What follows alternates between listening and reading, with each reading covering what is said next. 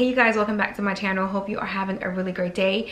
With 2020 being just around the corner, and of course you guys know about my current life change that's going on also, I felt like if I can talk to you about, buying, furniture, handbags and all that stuff, then I can also speak to you about bettering yourself also. Let me just say now, I'm not an expert, nor am I telling you what to do. These are things that I'm working on for myself, and if you guys want to go with me on the journey, then you are more than welcome, and we will kind of be like each other's accountability coach in a way. So as you can see by the title, today I want to talk about how I can better my relationships, whether it's within friendships, whether it's in business, or just all around, even when it comes to my kids. The first one for me, which I have been working on my entire life, which is communication. I'm the kind of person that I allow things to fester. I allow things to go unresolved. If something is bothering me, I have an attitude like, well, if it isn't killing me, then whatever, when actuality the thing may be necessarily bothering me. So I'm learning to be a little bit more vocal in also expressing myself. Let me just say this. In expressing myself and being vocal, it's also met with some hesitation, because I think people are so accustomed to me saying yes to things that now when I'm saying no, they're like, oh, why are you being so mean? And then I'm like, am I being mean? And you start questioning yourself. So this goes for tip number 2, which is being confident.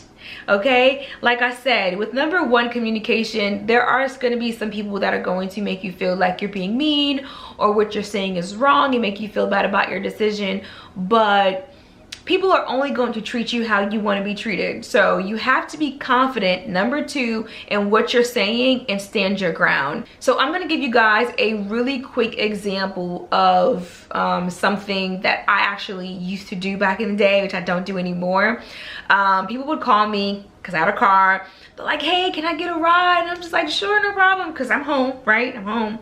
So I'm like, give them a ride and stuff. And before I knew it, I was out all day running their errands, and there wasn't a thank you, there wasn't a hey, let me give you $10 for gas, even though I wouldn't take it. But it's just the offering, not feeling like people are indebted to you. So like I said, I don't do that anymore, but that's something that I had to stand my ground in, I had to communicate on, and I had to be confident in that.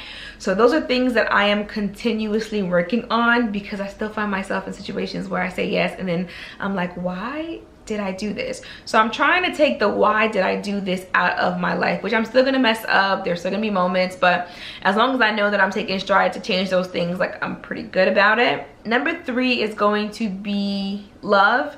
And I think loving someone means that you love them without contingency and without boundaries. It's not a well, if you don't do this, then I don't love you. That's not really love. Loving someone allows you to forgive, to have compassion, to continue wanting to see that person do well, to continue wishing that person well, even when you're not the most happiest with them.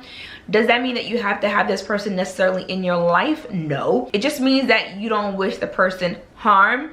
For me, I feel like when it comes to my family, and this is just like pretty vague, for me, I feel like for a long time I've had kind of like a discord with my family, and I felt like because they were family that I had to have them around me, and we had to talk, and we had to have this relationship.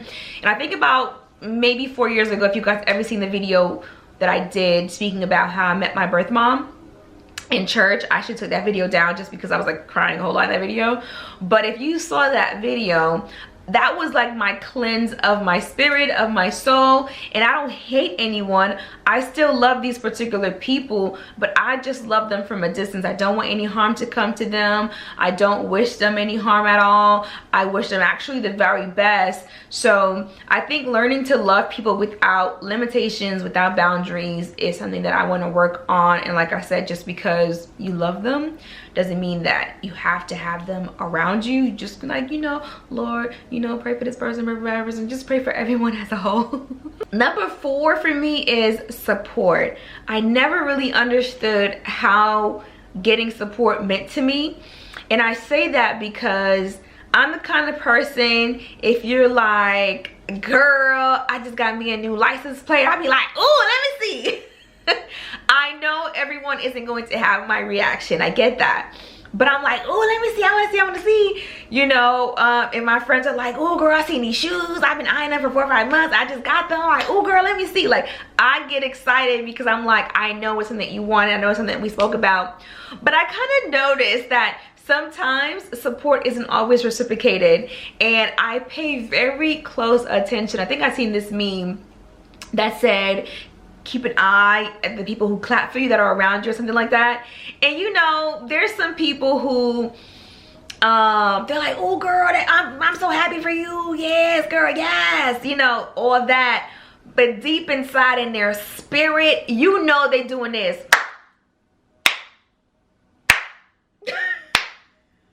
You know who that person is, because they just be like, it's really not that big of a deal, girl, like really.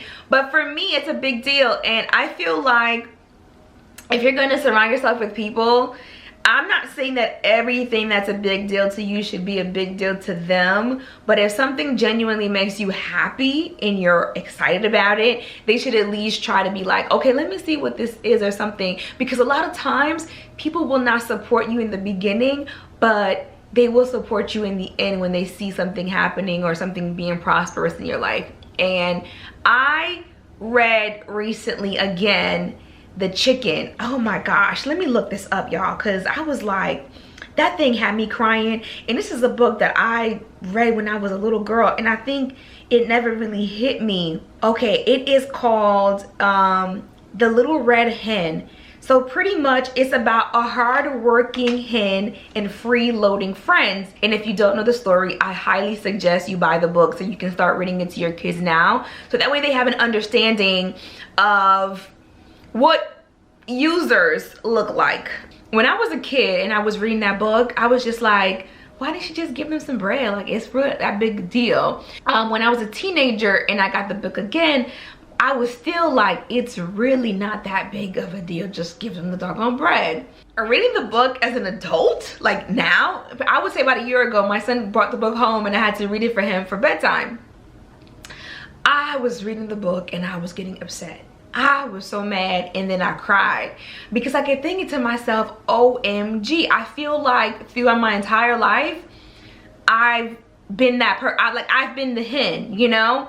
You work on something, no one is gonna support you. You're telling people like, hey, I need some help, can you help me do this? And they're like, oh girl, you know, I'm busy, I'm trying to, you know, my man's in town, I gotta go get my hair done, girl, my car's not working, like what can I do? Like, I wish I could, but I really can't.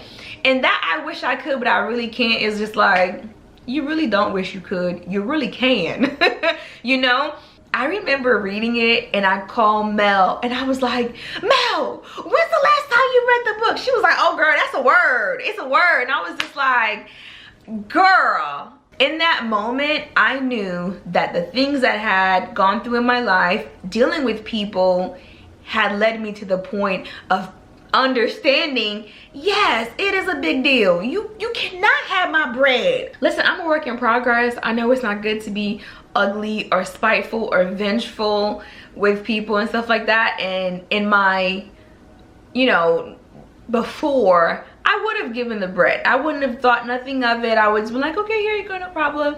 But now, I think it's the principle of allowing people to understand that you're not playing, standing your ground, being confident in how you want people to treat you at the end of the day. I think that is really, really important, because the reality is, can no one do anything to you that you do not allow? And I'm a firm believer in that. So you have to, in a way, set precedent over how people are going to respond to you and how you're going to respond to people and how people are going to treat you and how you treat other people. I was really naive in my way of thinking and believing that, you know, kill people with kindness. Sometimes you gotta cuss them out. Sometimes, not all the time, but sometimes. There's just some people in this world that does not respond to love. So those are the things that I really want to work on for like 2020 and beyond, just because I tend to be a very lenient, go with the flow / type crazy kind of person. And I need to just You know, I have to be honest, because I would be lying if I didn't say that I have my crazy moments of just lashing out and just doing crazy stuff and being this close to going to jail at times. But I'm definitely not that person anymore. I'm trying to do better by my attitude. And that's the thing too, because I notice that I get explosive because my communication is bad. I don't communicate how I'm feeling. So then when I finally do express myself, it's extremely explosive and it's really, really bad. So if you find that you're either a freeloading friend, or maybe you're like me where you just kind of let things go and you don't communicate, I would highly suggest kind of working on those things. Now that I am older, I want to say there's really no excuse, you know, because what you gonna say? So if you get in trouble, something happens, you'd be like, oh, well, I was angry, I was mad. And I think I gave that example about the young lady who cut my hair. And if you guys see my hair, like, it's growing back, and it's growing back even better than before. So in a situation like that, I just have to find better ways of handling myself. But anyway, I think I kept you guys here long enough. I have another video to record after this, so I will go ahead and get on to that, and I will see you guys next time. If you like this video, definitely feel free to like, comment, and subscribe, and I'll see you guys next time. Bye.